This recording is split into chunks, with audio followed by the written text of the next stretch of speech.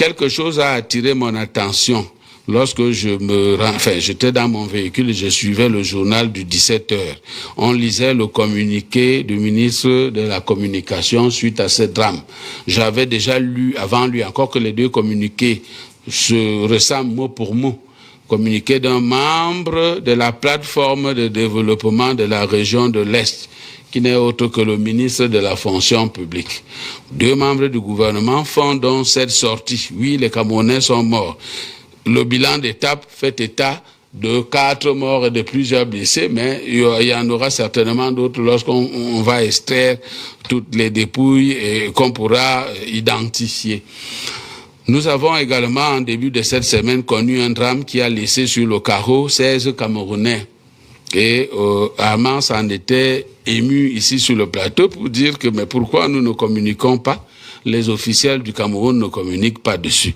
Je pense que la frilosité qui vient de la communication spontanée du porte-parole du gouvernement vient de ce qu'il s'agisse de l'or et que plusieurs pontes, on appelle pontes du régime, parlementaires, acteurs, membres du gouvernement, enfin hommes politiques, sont tous impliqués dans l'exploitation de cet or-là. Et ils ont tout fait d'établir la différence entre le Zomboy centrafricain et le Zomboy camerounais pour que l'opinion ne dise pas que ces gens-là qui ont les permis d'or ont non seulement pillé nos richesses, exploitent, nous spolient, mais sont maintenant aussi en train de laisser que nous mourions dans leurs exploitations, enfin, dans les permis qu'ils obtiennent et sous loup. Donc, ils ont vite fait de communiquer là-dessus. Ça m'a paru un peu curieux. C'est pas qu'il ne fallait pas communiquer, mais pourquoi cette communication à deux vitesses, à 2 étages? Il faut que chaque vie camerounaise qui est perdue, que notre gouvernement s'en sente. Nous avons vu quand même sur les réseaux depuis ce matin une série de partages et les gens attribuaient cet éboulement à une partie du Cameroun, notamment on évoquait l'Est. Peut-être c'est pour cela qu'il y a toute cette communication. Mais quand on est décidément à la recherche de bonnes nouvelles, c'est-à-dire qu'il se passe pas un jour sans qu'on ne soit informé que... Il faut aussi rappeler que les inondations sont en train de faire mal à Ngaoundéré. Ce sont des inondations, soit. Le pays va mal. Voilà la raison, l'une des raisons pour lesquelles j'étais triste. Et je le suis davantage quand j'écoute le cafouillage avec lequel les autorités camerounaises communiquent. C'est infernal. En vérité, autant il n'y a pas d'élection ministérielle, il y a une élection présidentielle, des élections législatives et municipales, autant je suis fondé à penser que moi je pourrais être un bon ministre. C'est juste pas possible ce que j'entends. Et Paul Blaise fait bien de nous rappeler qu'il y a un cas plus proche de nous. Dans notre métier, le journalisme, on parle souvent de la loi du mort kilométrique. La loi du mort kilométrique exige qu'on s'intéresse d'abord aux informations les plus proches de nous. Némalé se trouve à environ 150 km de Yaoundé. Le bilan est lourd. Et dans les critères de choix d'une information, il y a l'impact, il y a l'intérêt, il y a les conséquences, il y a le bilan. Le bilan est lourd. 16 Camerounais décédés. Les faits se sont produits vendredi dernier. Nous sommes mercredi, bientôt une semaine. Aucune communication du gouvernement. Et vous faites bien de lier ça à des scandales de l'or. C'est pour ça que le gouvernement s'empresse de communiquer. Mais le ministre de la Communication, avec tout le respect que je lui dois, j'ai le sentiment qu'il ne s'est pas suffisamment documenté sur l'exploitation de l'or. Pour ceux qui, comme moi, ont grandi au village, en vérité, l'or est un peu comme les tubercules. Je prends une tubercule qui fait souvent l'igname ou la patate. La tubercule a sa racine ici, mais elle s'étale sur une certaine largeur. C'est pareil pour l'or. C'est pour ça que vous entendez souvent parler du filon. Le filon peut commencer ici, nous sommes en Omnisport, et le filon va jusqu'à Bankomo. Dès lors, cet espace que vous voyez ne se trouve pas seulement en zone centrafricaine, il y a une partie qui est étendue au Cameroun. Et je m'avais vous dit comment on en arrive à ce type qui ressemble à un cratère. D'abord, la législation en la matière parle de l'exploitation de l'or sous 3 formes.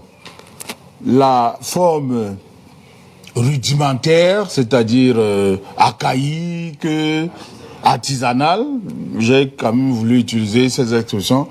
La formule semi-mécanisée, encore que dans la région de l'Est, à un moment donné, le ministre avait interdit la semi-mécanisée et la mécanisée. Mais la législation au Cameroun, actuellement, n'autorise pas d'exploitation mécanisée. On est à la semi-mécanisée, donc on ne va pas au-delà d'une certaine profondeur, ça aussi autour de 30 mètres au maximum, on ne va pas plus loin. Or, les lingots se trouvent parfois plus loin que ça. Donc, les cratères que vous voyez là en fait, et dans la législation, ceux à qui on attribue les permis d'exploitation, c'est des locaux. Le problème, c'est que les locaux, eux, ils n'ont pas l'appareillage pour aller sonder les métaux jusqu'à l'intérieur.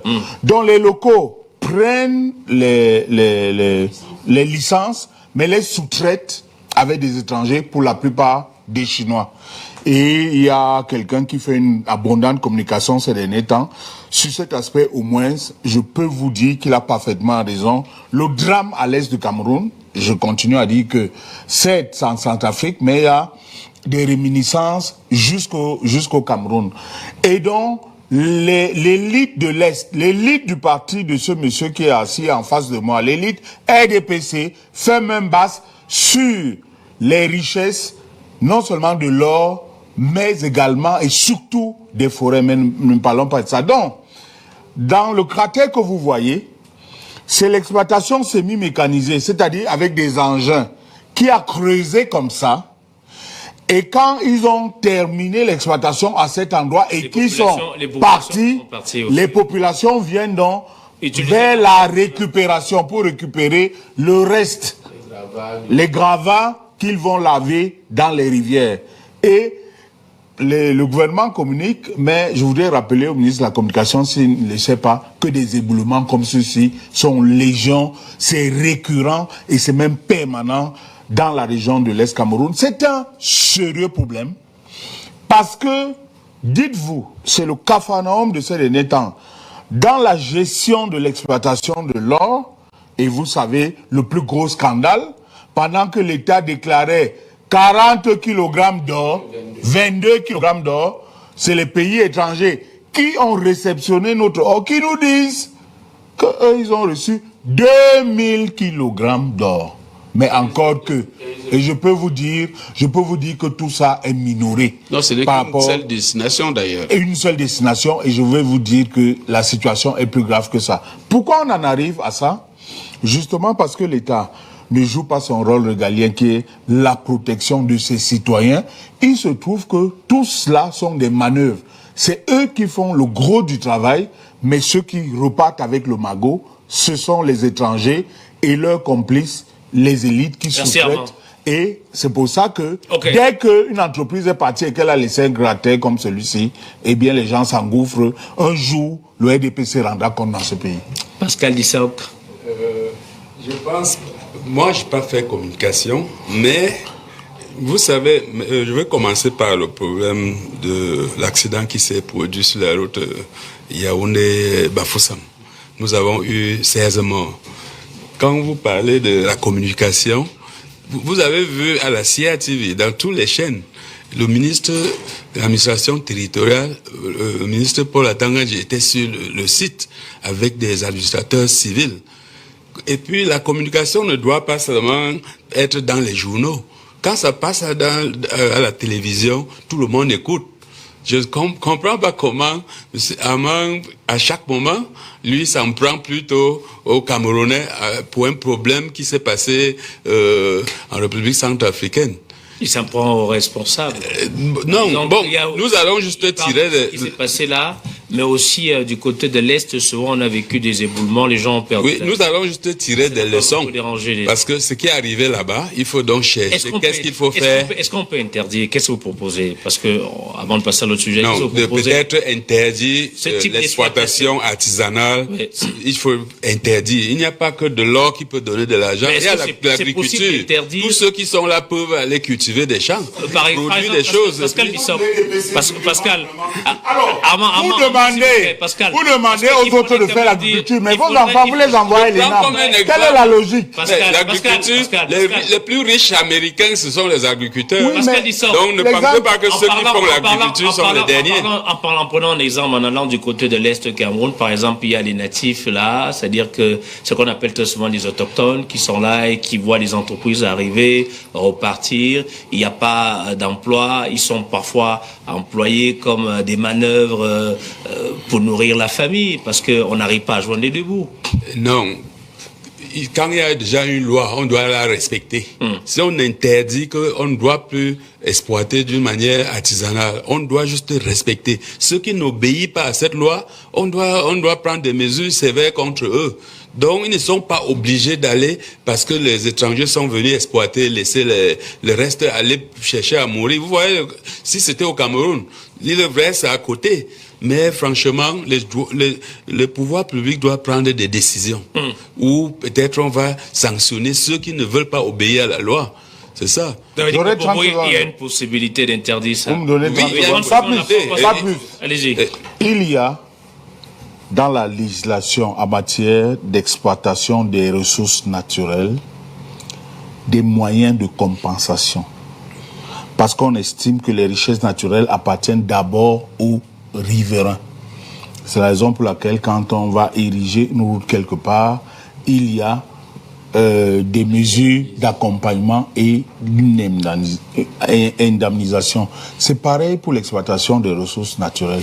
Mais il se trouve malheureusement que pour les riverains, ceux qui s'accaparent les moyens qui doivent être destinés à la compensation font main basse dessus. Et du coup, les riverains qui dormaient sur de l'or, et le terme est approprié, repartent sans rien. Non seulement ils sont délocalisés, délogés de leur lieu où il y a une force mémorielle et tout ce qui va avec, mais ils se retrouvent du jour au lendemain sans rien. Et donc, du coup, ils sont à la recherche de la pitance. Donc, demander simplement interdire l'exploitation artisanale, c'est justement laisser cours à ce que les gens viennent là-bas puissent avoir voix au chapitre et pas d'autres. Pascal. Oui, franchement, je suis d'accord avec vous, mais... Vous êtes d'accord avec un opposant? Oui, pour ce point, je suis d'accord avec lui. Mais, sauf que, au moment